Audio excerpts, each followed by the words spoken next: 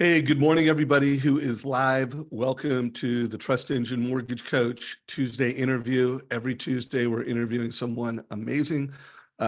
Today, it is Jeremy Forcier for the 555th time. What's going on, J-Force? What's up, Savage? Did you know I'd interviewed you 555 times? That's not true. Yeah, no, I know. It's a little bit of an exaggeration. But it's been so many that there is a Jeremy Forcier playlist in our YouTube channel, folks. So if you haven't followed our YouTube channel, follow it. And if you love what Jeremy brings to the table, check out his playlist. I mean, he's just full of scripts, gold. Just about everything you need to be successful is within that playlist, among other iconic professionals that have are killing it. So Jeremy, you came up with this title, sprinting to the finish line. Like, what does that mean, and what does that mean to you? Yeah. So thanks for having me, Dave. 550th time. This is fantastic. I'm going to make some marketing around that 550 club. So it's probably close to 100 though, right? Yeah, I think it's yeah. Well, I'll have someone count it. Let's just say it's over 100. Yeah, probably around. I would like to know that. That'd be cool. Yeah. So sprint. When you ask me, you're like, so title. What are you thinking? It's the first thing that came to my mind. I'm talking about visceral reaction. I was like sprinting to the finish line. And the reason I said that was I was had a meeting dinner on Sunday night with a good realtor partner, one of my closest friends. And I talked about how goals work, and that even if you're not going to hit your quote unquote goal you made like for the year, that you don't stop until December 31st at 11:59 p.m. You pursue the goal, you sprint towards it, you run towards it.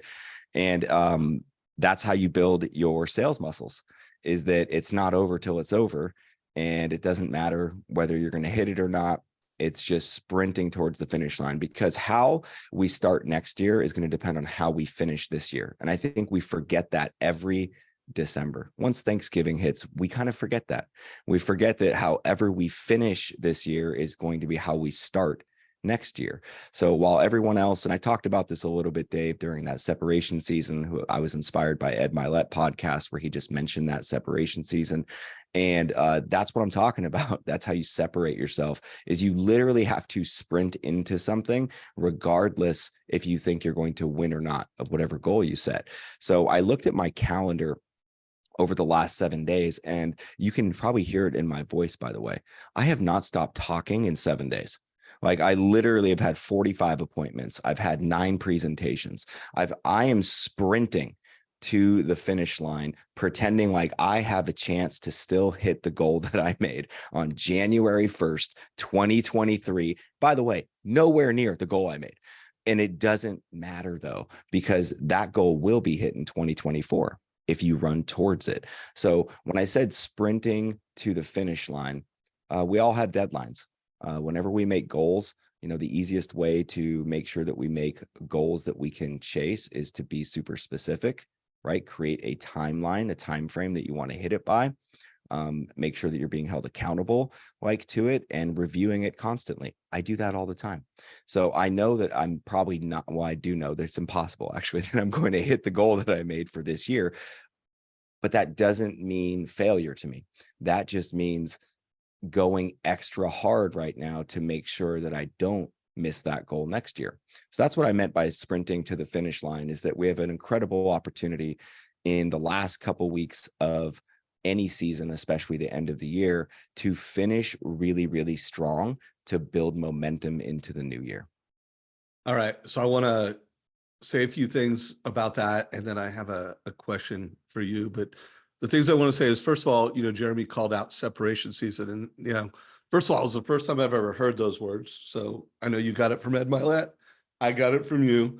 And I really loved that conversation. In fact, that interview may be one of the top 10 interviews of the year. And it also inspired me to do a couple other separation season interviews. I did one with Tom Sherman, who's going to close the year around 140 million. I did one with Sean Herrero. I did one with Renee Rodriguez because I just felt like I love that theme, like for people that are closing strong and recognize what a unique season this is. I wanted to hear their thoughts on it. So anyone listening, check out some of those other separation season interviews.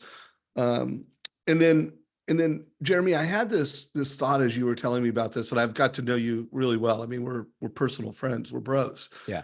And and you love yourself, bro. Yeah, Like man. like part of is no, I say I know that it. because I know what you mean. I do. I have self-love. Yes. yeah, Yes. I mean, like folks, there's very few people. No, there's no one I've ever been around who just has more fun. He like listens to music while he works. He does things to love himself. And I just want to call out that a lot of that self-love comes because he's proud of himself. Like he made a goal, and you can even hear him talking about like, I'm sprinting from, I didn't hit my goals, but I'm doing this. And there's just habits that Jeremy has that keep him proud of himself. And so I just want to call that out. If you guys aren't feeling proud of yourself right now, like, and that's the other thing that's beautiful about life. Every day is a new day. Like short-term memory, you got a new way and a new concept that even if you've struggled this year, well, everybody's struggled this year, but even if you have responded to the struggle in a way that you're not proud of yourself, it's not too late. And what Jeremy's going to talk about, I have a feeling this entire conversation, like you could all make a course correction and you can be proud of yourself tomorrow and the next day, and you can still close the year strong. Any thoughts to that little observation on my part? No, I think you're 100% right. There's been plenty of times where I didn't love myself. And I think that I don't think I know that a big part of my daily routine that's critical is to make sure that I'm always doing the things that are going to make me feel that sense of pride, not from an ego standpoint, but that like I did my best, and to track that and to make sure that I'm pouring into myself. Because if you can't love yourself, not to get too woo-woo psychology, but this is just a fact. If you can't love yourself, you can't like translate that to other people. You can't translate that to your job. You can't translate that to anything. So you got to start with yourself and really pouring into yourself. Now, part of self-love is being really honest with yourself too, like knowing who you are and knowing where you can get better. So like I just put, I put a video out literally yesterday, ironically, right? That I shot in 2 seconds in my office that was just about how to keep a positive mindset, because so many people that are surrounding me right now are not in a positive mindset. And that's like step one to me always, is every day starting with like 3 things that would make today great that I can control, writing that down. So like today I wrote down having a kick-ass webinar where I share freely. Right. This I wrote, that was one of the 3 things that I wrote. I can control that. Right. Making sure I connect with at least 10 referral partners that I didn't get to in the last 2 weeks. I can control that. Right. Making sure that I'm home on time and happy. That's the key. When I get home, on time and happy when I get home. So I show up big at home too. I also start with 3 gratitudes, like 3 things I'm super grateful for. Right. So I'm grateful for the morning dew when I was on my walk this morning. I'm grateful for all of the referral partners and clients that literally come to me for advice. And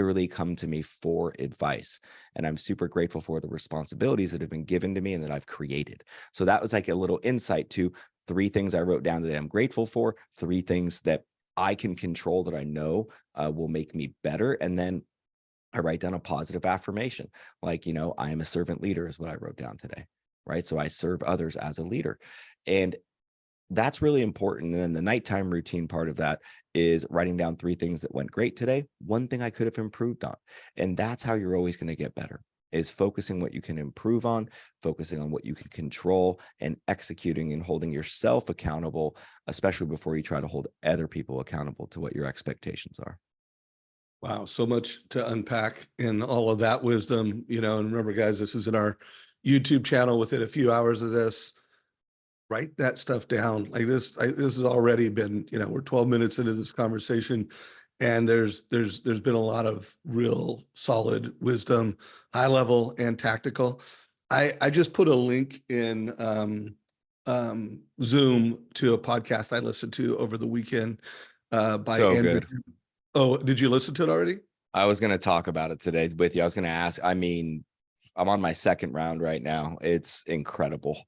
Guys, it is truly incredible. It's Andrew Huberman, who is one of my favorite podcaster, and he's interviewing Robert Greene, one of the most prolific authors of our times. I mean, I don't know too many too many authors who have been more well read than him. And the topic is a process for finding and achieving your unique purpose. I mean, and what a great time, separation season, to revisit, finding your unique purpose and getting clear on that.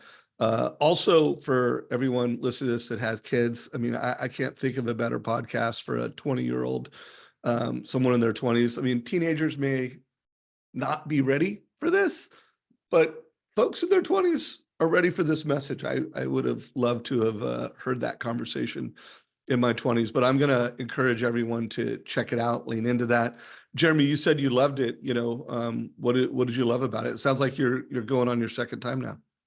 Yeah. So I sent it to my kids, by the way. So I thought it was that good. And I have a 24-year-old, 21-year-old, and an 18-year-old. And I thought it was great. So here's what was the coolest part about it to me, and I won't unpack the whole thing. I think you should all listen to it, is that I've never heard purpose. Purpose is a weird thing. Okay. So I'll start there. Like I think people throw out purpose a lot, and it's this mystical thing that you're trying to figure out. And oftentimes we're not really getting deep enough or visceral enough to understand what purpose really means to us. We're doing it in the context of what our job in life is already like, which is not what purpose is. And what I loved, the definition that I believe Kevin Greene, is that the name, or Robert Greene? Robert Greene. Robert Greene. Yeah. What Robert Greene said, Kevin Greene's a student of mine. Hi, Kevin. Shout out to Kevin. So Robert Greene said, purpose, all it is your life's task. And for some reason, when he said that, a light bulb went off for me, because I'm all about action a lot of times, tactics, action. That's what I relate to, like movement, and it's your life's task. And I was like, bingo, that's the easiest definition of purpose that I've ever heard in my life. And how we get so confused over time in our life, because we're all born with unique DNA that literally no one in the billions of years has ever had. We're all so unique. And we have, when we're children, like unique responses to things and what we're attracted to. And we know what our genius is, but we just can't articulate it yet. And as we get older, we start to be told, in school, et cetera, like, you need to be better at math. Well, what if I'm not good at math, right? Like, you need to be better at English. Well, what if I don't like English? So I thought it was a really cool way to define purpose as your life's task. I would highly recommend that you all listen to it. And it just reinforced and gave me vigor again to know that, no, I am clear, like, on my purpose, like, because I know exactly what my life's task is at this point in my life. And it's difficult. That was the other thing I love, Dave. There's no sugarcoating in this stuff. These are like scientists. Okay. Like, these are right. Just so you guys know, the podcast isn't like it's not funny. It's not, these are two scientists talking, okay, to each other. And I loved just the way that they went about explaining that it's not easy. You need to know that, like, you're not going to just, you found your purpose and everything's going to be clear and easy, that it's extremely difficult to walk in your purpose all the time.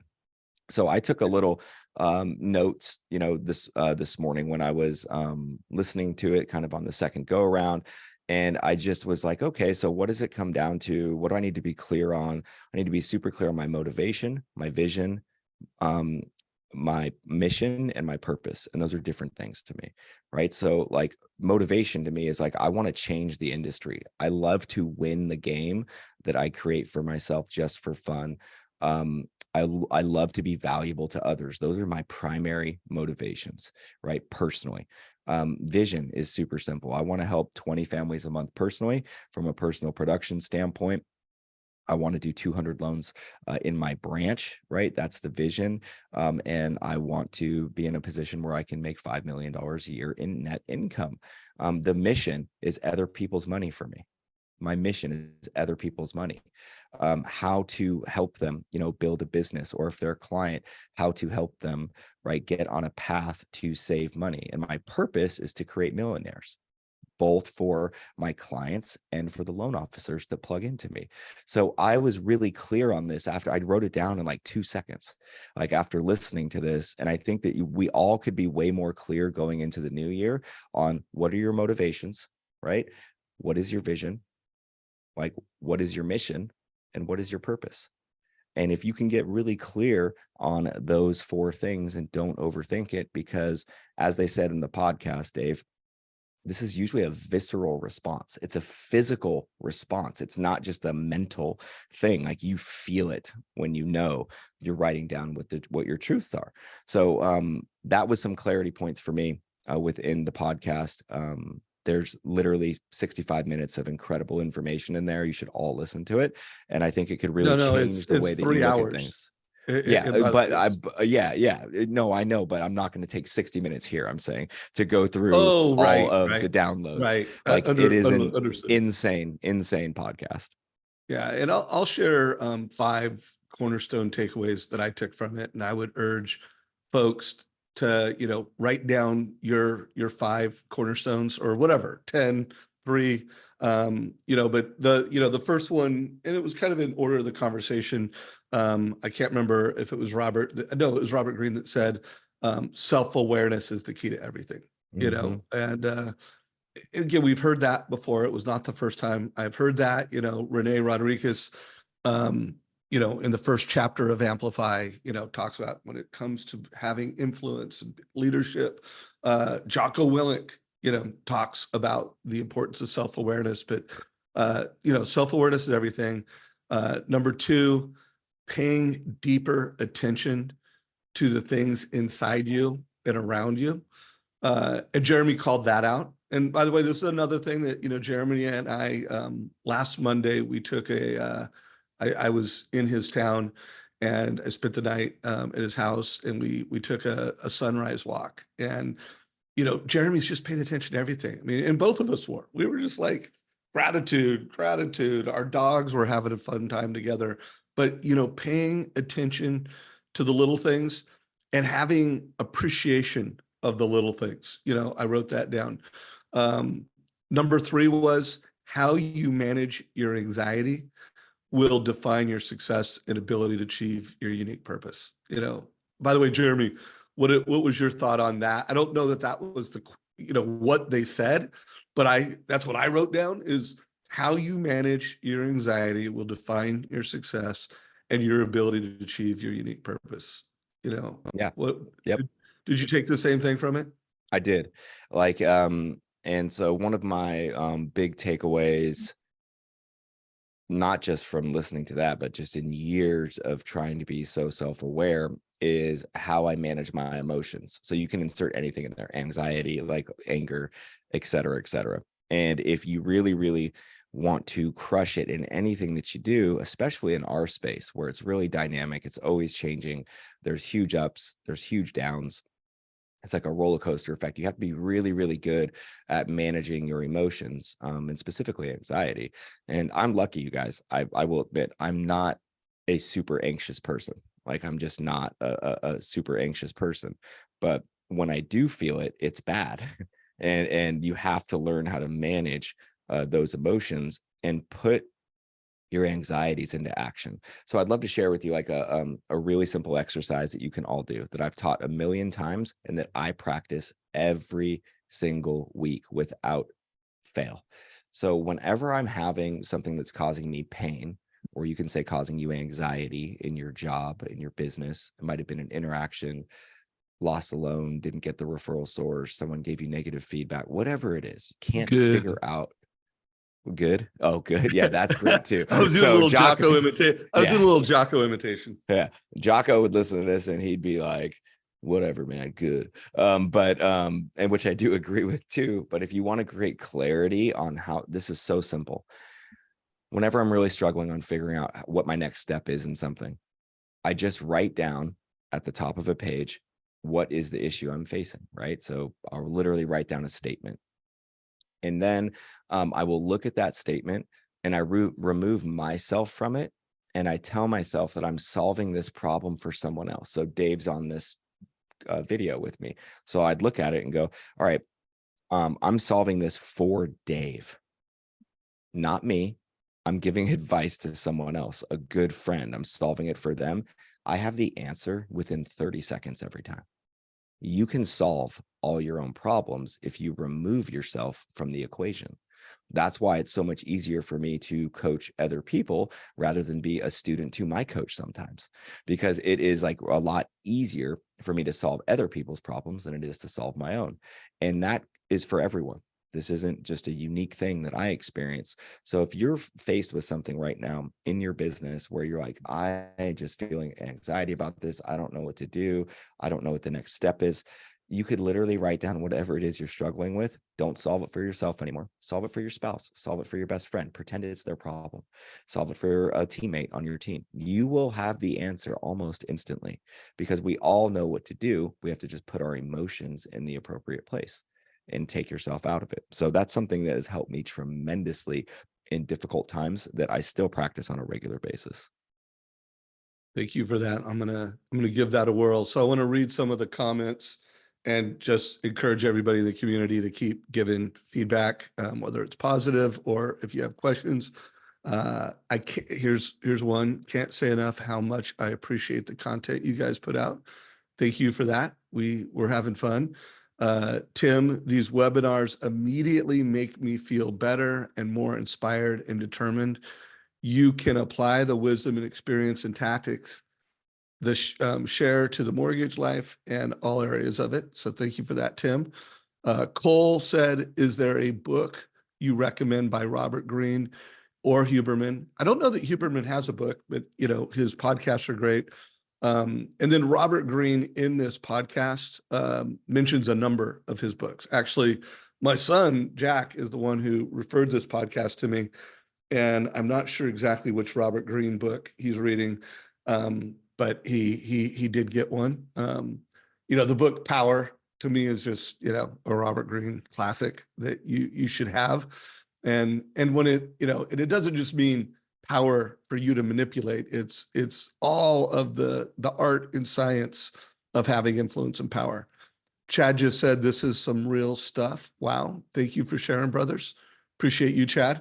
Also, guys, if you have any questions for Jeremy, there's nothing he loves more than to freestyle. I know, I'm serious. Please have ask. like crazy questions in life, in business, and prospecting realtors, and that would give Jeremy pure joy to just jam on some unexpected questions. So please throw anything you want at us. Try to keep it productive. That was one more thing I want to say. When you gave the definition of your purpose, I think it's a good definition, but I also think it kind of oversimplifies finding a purpose, especially for someone who isn't, is it either someone who's in their 20s or someone who isn't achieving everything they want in life, because to me, to find a true purpose, one, you need to be in love with something that at the end of the day, it's going to help you thrive and achieve your dreams in this material world that we live in. Like if you have this purpose and you love to do X, but X never really gives you the money, gives you the freedom to live a life of dreams, then maybe you got to find a different purpose. So to me, it's about finding a purpose, which Jeremy and I have both been fortunate to find purposes that, one, give us joy so that work is fun, and have allowed us to create a lifestyle and a balance sheet that we're super proud of. So I just want to remind folks, and that's, by the way, where I'm going to go with this, is I do think it's time to fall in love even deeper with the mortgage business, because this is an industry that can be super fun and can be extraordinarily rewarding.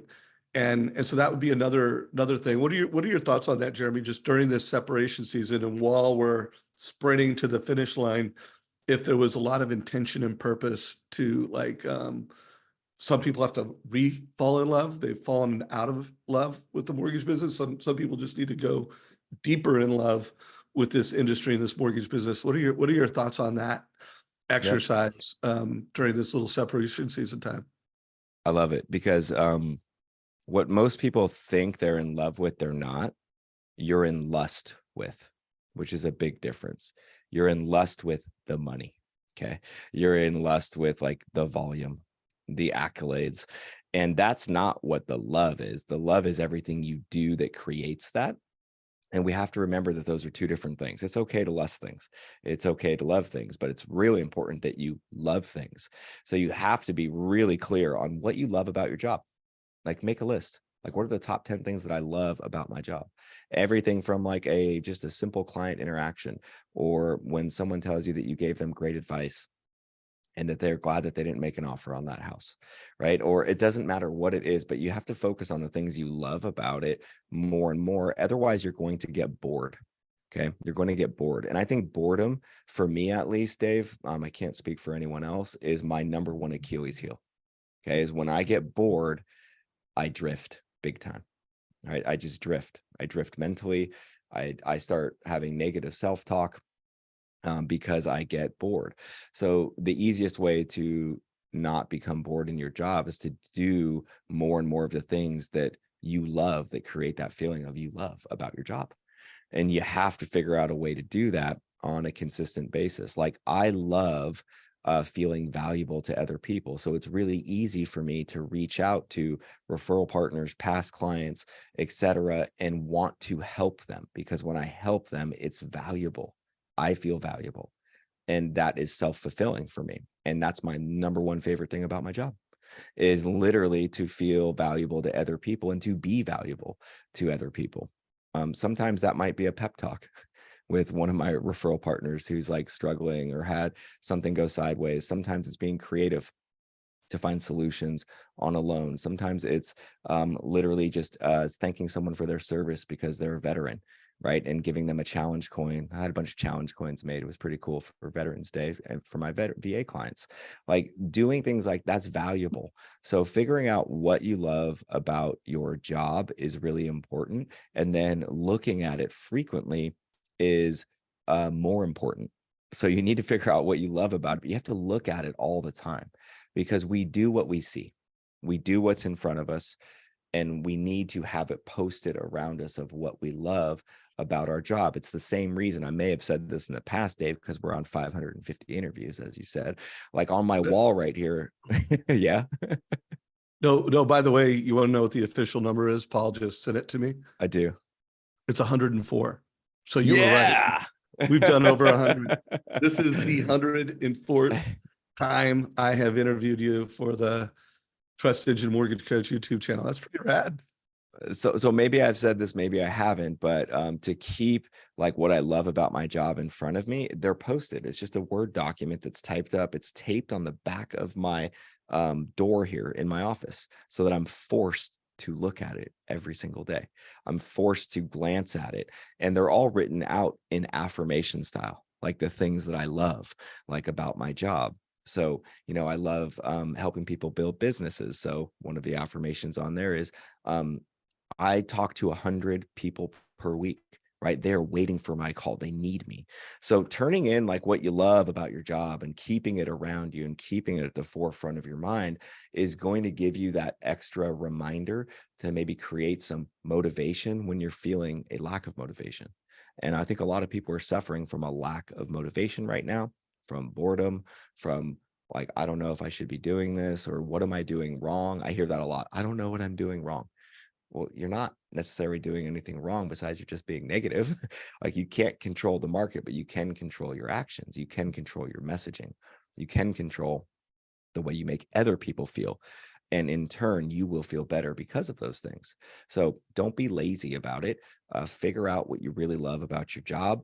write them down, focus on it every day, review it like before you hop on a call. I guarantee you, Dave, if you reviewed 5 things you really love about your job before you got on any phone call with a lead, before you met with any referral partner, that you would level up your energy and you will feel so much better going into that appointment, going into that call with a sense of calm, confidence, and something to give someone else.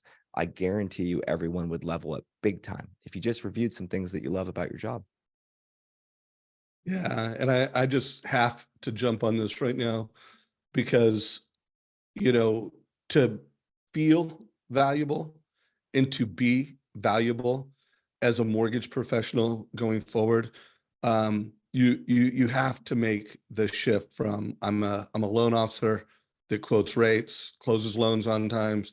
I mean, I'm just telling you, when you look, and I talk about this all the time, you know, you look at the number of households that have 2% mortgages, 3% mortgages, and rates are 7, and maybe they'll be in the 5s again. Maybe they'll even be in the 4s again, but they're never going to be in the 2s and 3s again.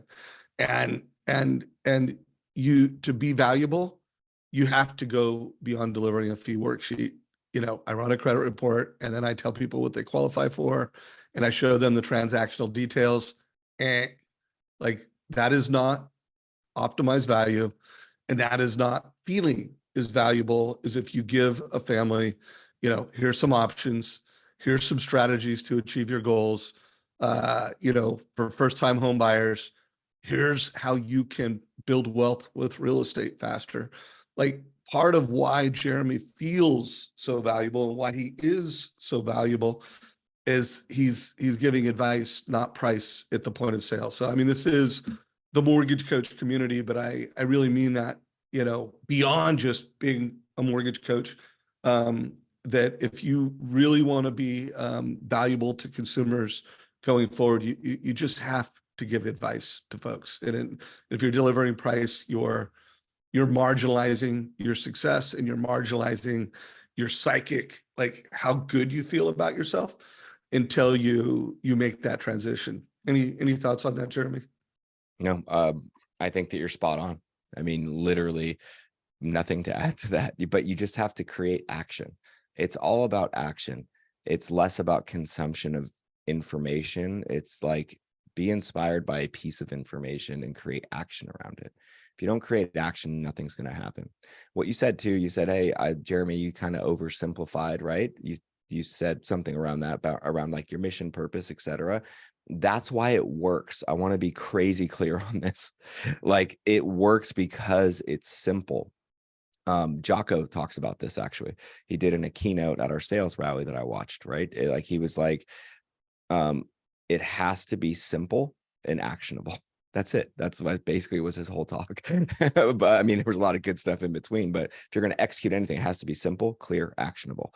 So don't overthink it. Don't overconsume information all the time and not do anything with it. I see sales call junkies constantly, who are on every single webinar, every single everything, and then they're not really doing any of the work. They're just listening to it.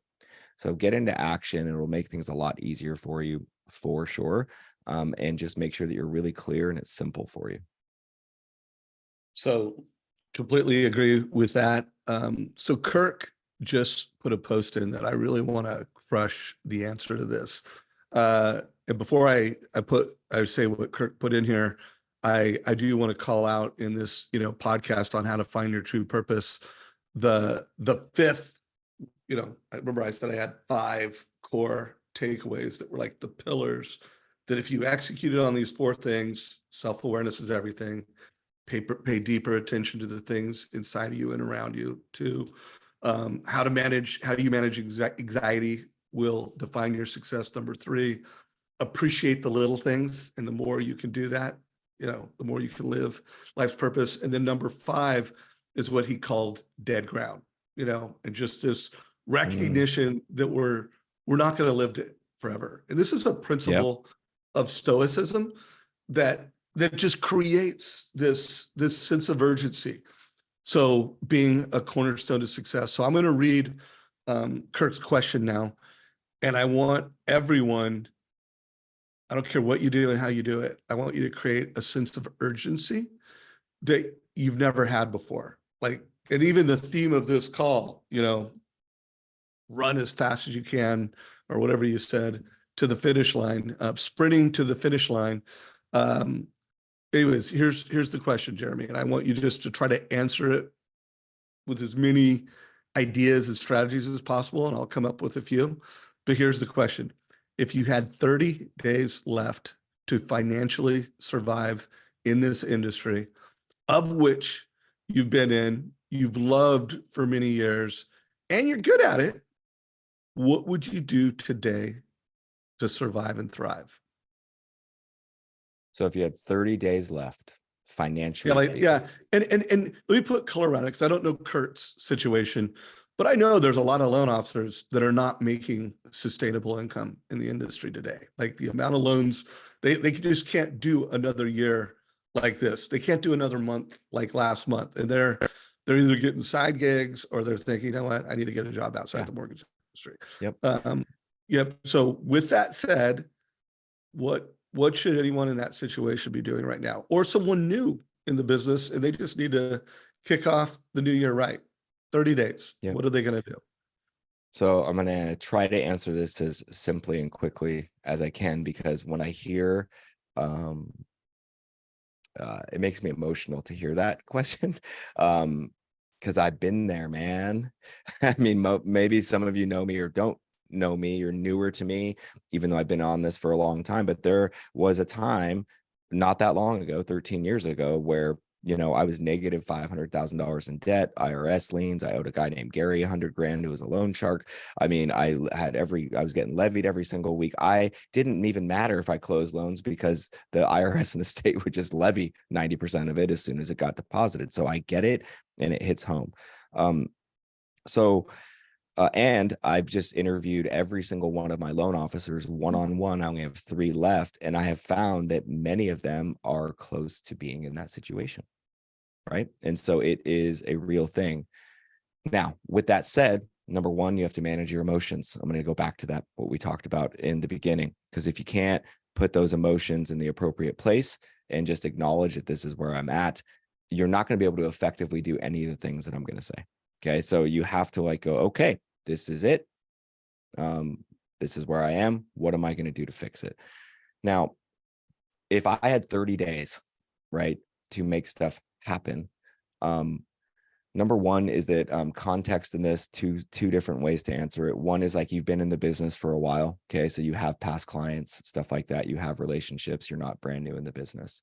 That's the context. I'll answer this first. Number one is that I would call every single one of my everyone of my past clients. I would call every single one of them, and I would ask them for help. That's extremely vulnerable, by the way, right? It's extremely vulnerable. But people want to help other people innately. Like, it's just a natural thing. When someone asks for help in the appropriate way, people want to help. So I would, call every single past client that I've ever done a transaction with, and I would wish them a happy holidays and let them know that, hey, our industry, right, has taken a huge hit this year. And I always, just like I helped you, I would love to help other people. And I could use your help right now with introductions to 2 or 3 of your friends or coworkers that could use my service in the future. I would be grateful for that and greatly appreciate that. So I would reach out to every single past client. I would email video every single past client. I would make sure that you're mailing, direct mail every single past client. And I would just be in touch with them more. That's one thing I would do. That would give you the biggest lift, most likely. Not just a lift from maybe a lead generation standpoint, but it would also give you the biggest lift emotionally, because these are people that know who you are, right? So they are going to say, I'd love to help, even if they don't have someone to give you in the moment. Most people are going to say, I'd be happy to refer you if anything comes up, etc. That's going to give you confidence. Okay. And confidence is what you need to keep moving forward when you feel like you can't. So I would reach out to every single person and I would ask for help. Now, let's be clear.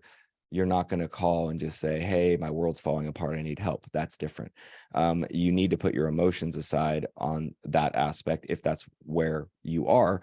And you just need to check in with them, see how you can serve them, of course, but then ask them for help.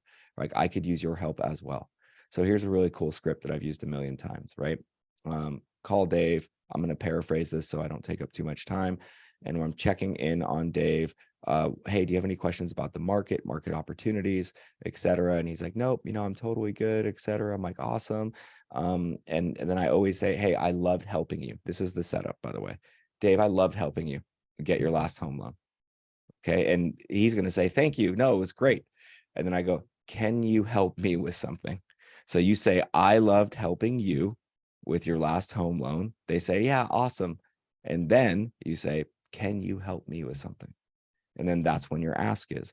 They're going to be way more open because they realize in the moment that you totally did help them. And then they are going to want to reciprocate that back. Okay. So that's one thing I would do. Now with realtor partners, and once again, Time out, yeah. Jeremy, before you go to the next thing, I want to make sure we unpack a few things on that. And by the way, what Jeremy just shared, like this is the foundation to what everyone needs to do. And for new loan officers that don't have a database and a lot of past clients, you're still going to make the same call. Only it's going to be you're going to have one script to everyone that owns a home. Yep. And you're going to have another script to everyone that rents.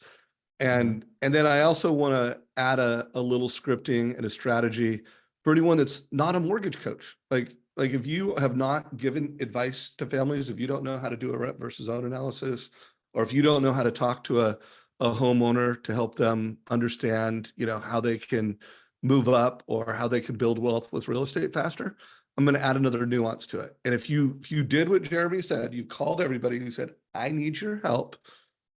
And instead of just asking for 3 people, which by the way, you're going to ask for some people, but first you're going to say, I need to like when you call a renter, I need to become great at helping people who are currently renting make the right decision for them on whether they should keep renting or whether they should buy a home.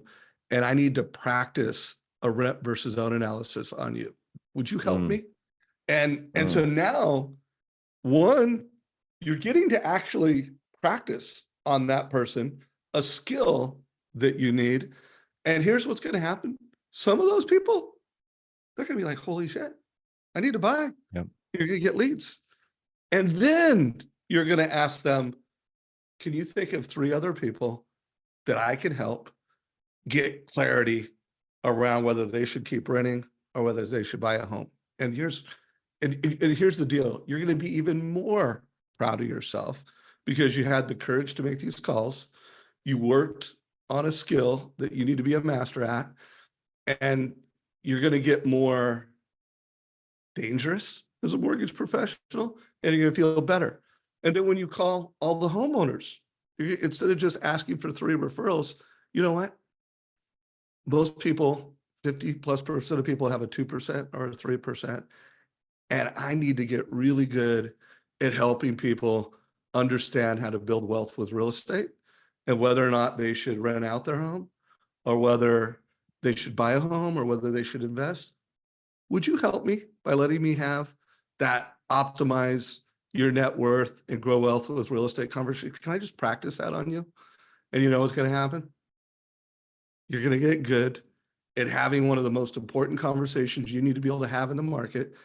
You're going to get some deals, and then what are you going to do? Hey, can you think of 3 people that would have value from the type of conversation I just had with you? So Jeremy, are you cool with my, add on to your script?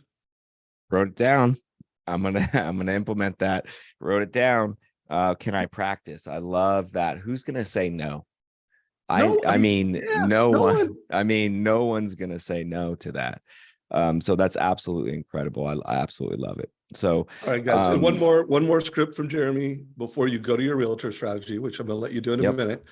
But I want you to also remind people that, like, most people still have some loans in the pipe. Maybe we don't have as many loans on the pipe, but just remind everybody about your thank you script for any loans in the pipeline. Because guys, if you have loans in process, what Jeremy's going to tell you next, it will mean more loans for you. Would you remind everybody of that real quick?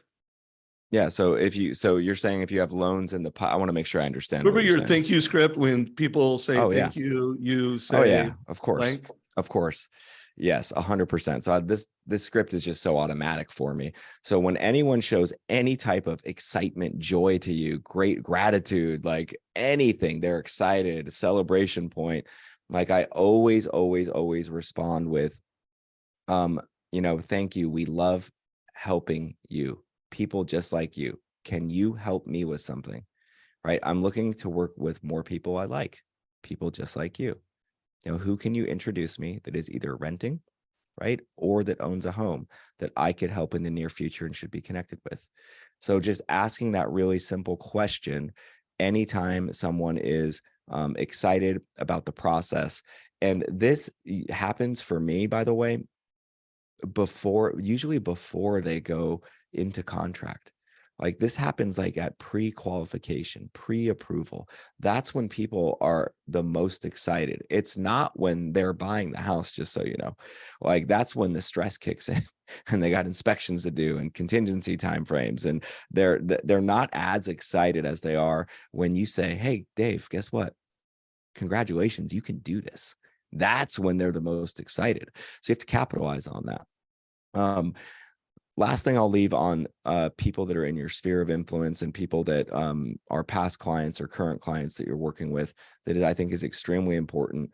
And I'm going to roll back earlier into our conversation where Dave was talking about the podcast of really paying attention, like really paying attention to like your interactions and paying attention to what's going on. That's probably been my number one. It is my number one. It's my number one secret ninja move that I've gotten really good at this year, is being so present that I don't miss a thing in the conversation. And people are getting gifts and handwritten notes referencing these little things that they don't remember they told me. That is where I'm having the biggest impact with the clients. That is where I'm having the most people reach out and just like, man, thank you so much for the congratulation engagement card, right? Because I heard that they were engaged. They haven't even applied for a loan yet, right? I said I made some veteran coins. I got a bunch of extra ones made. Talking to a client who's looking to do something next year. They haven't even filled out an app yet. They're 83 years old. They want to do a VA construction loan in Georgia, moving from Petaluma, where I live. And I delivered one to their front doorstep, right? And they were like, oh my gosh, you are the man. This is a text that the realtor sent me. I'm happy to read it, but I'll paraphrase it. It was like, hey, so-and-so just contacted me. They said that you knew everything. You were the right guy. And then they couldn't believe that you haven't gotten anything yet from them. And you delivered them a gift based on a conversation you had around him being a veteran. Being super present and engaged is the number one antidote to rate shopping, just so you know. like it is and it's not a tactic I do for that. It's just the benefit like of that is really being engaged and making a difference and paying attention to people and creating a real connection that has nothing to do with a mortgage, just a human connection. So that's that. Now on realtors, so you have 30 days, okay?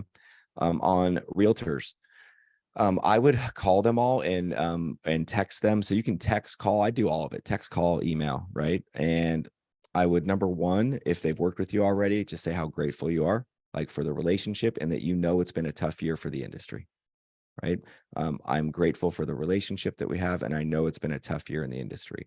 It's always better when you call things out up front rather than dance around and fish like from the side, right? Like you want to be in the boat, in the water.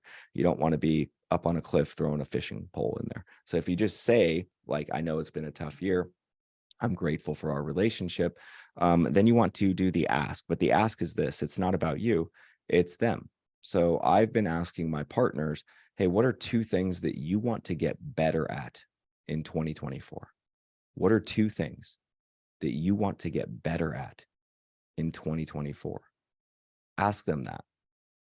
and then help them solve that. Create an accountability group around that. Write down what are the 2 things they want to get better at next year, and follow up with them on that every week. Literally, hey, you said you wanted to get better at these 2 things. What have you done in the last 7 days? How can I help you with that? Right? Add value. Remember, I want to be valuable to people. So, because that makes me feel great. I can't be valuable to people if I don't know where they're coming up short. I need to know. I need to know where they're coming up short right now. And then I have to be willing to put the time and energy in to trying to help them solve their problem and be a solution for that. So that's what I would do with all of the agents that I have a relationship with, or that I have worked for, or that know me, etc. Most of them are going to ask you the same question, just so you know. If you ask them what are 2 challenges that you, or 2 things you want to get better at, they are going to ask you, what are the 2 things you want to get better at? So be prepared for that question already. Have your 2 things, right? So like, I want to get better at being in a deep relationship with people, working with less realtors to help them blow up their business, and how they can help them generate 10 warm referrals a month consistently. That way they can close 2 of those 10 over a 12-month time frame. So this is my messaging, you guys, right? Like, I want to be a lot better about helping my partners generate 10 warm referrals a month, because over 12 months, you will close 2 of those warm referrals per month. So that's an extra 20 transactions in a year. I want to make sure that I can be better about that. Now, Dave, if you were a realtor, is that interesting to you? Very interesting. So And yeah, no, dude, you've killed it. And Kirk, thank you for asking that question. I think this is I'm one of gonna, the hey, Dave, I'm gonna leave one more thing for Kirk and everyone. So Kirk, you're asking us on behalf of the industry, and I so appreciate you doing that, by the way. This is the last thing I would do, is that don't be a secret. If you are good at your job and you know you're good at your job, right? Like, create videos about how you are good at your job and what you do, and post those onto social media. Like it, you don't have to say, hey, I'm really good at these things. Just share what you're good at, and show people what you're good at. Don't be a secret. Like, it's okay to self promote in the context of helping other people because you're good at it. So do more of that. Don't be a secret. dude, so much gold, so much great feedback. What's up, Greg Gale? He said That's my that is boy. gold right there. You know, total badass. It's awesome to have you on this call. Everyone, give us a little reaction for Jeremy. Whatever emotion you have, whatever reaction you have to the call so far, let Jeremy know what your thoughts are. And a steady stream of hearts and positive feedback. Nothing makes J-Force happier than that. Remember, guys, we've only got 5 minutes left, but I am going to be hopefully interviewing Jeremy in January again, and debriefing on how he closed the year and what are his goals for 2024, and what are the keys to his plan for 2024. So stay tuned. We'll get Jeremy on the books for 2024. Jeremy, we got 4 minutes left, and I want you to answer a question for me. And even if you've already said, you've kind of already answered it, I want you to answer it in this context. So just, pretend, like, don't try to like give me a new answer, I but won't. I want to be valuable to you. Like, you're a good friend of mine. You've done interviews like this 104 times. And I truly want to know, what are the 2 things that you really want to grow and improve at this year? I want to get, so 2 things that I'll tell you what my 2 words are for next year. So my 2 words are obsessed and impact. Those are the 2 words I came up with for my theme for next year, is obsessed and impact. I want to be obsessed with being impactful. Okay. I want to be obsessed with being impactful in every conversation, everything I do. So what do I want to get better at? I want to get better at being impactful. Like, I think I have moments of being impactful, I think that I have ideas around what I believe is impactful, but sometimes it doesn't land. So I need to be a lot better about being impactful specifically for people and how to scale that. That would be number one. And number two would be to where you could really help me, Dave. This is not going to happen on this call, by the way. Where Dave, you could really help me. And a big challenge I have is how to take my ideas and from a business perspective and actually make them come to life, like get to the finish line on the ideas. I struggle on having a lot of really great ideas and then having an outline of what I think it should do, but how to actually get them to fruition. I struggle with that, like a lot of people do. I have a hard time with that. So those are two areas I want to get a lot better. Thank you for that, brother. And I am going to post in our Trust Engine Facebook group, Trust Engine Productivity Mastermind, a question, and I'm going to do it in a matter of minutes after I'm done with Jeremy here. But I'm going to ask the community, what are two things you want to get better at? And I would ask anybody, whether you're watching this live or you're watching the recording of this, to go in and give me a comment. Tell me, what are the two things you want to get better at? The more, as the leader of the Mortgage Coach and Trust Engine community, I know what you want to get better at, the better job I could do of creating content and asking questions and bringing value to help you be more valuable. Because my mission is to change how people get into equity or get into debt in America.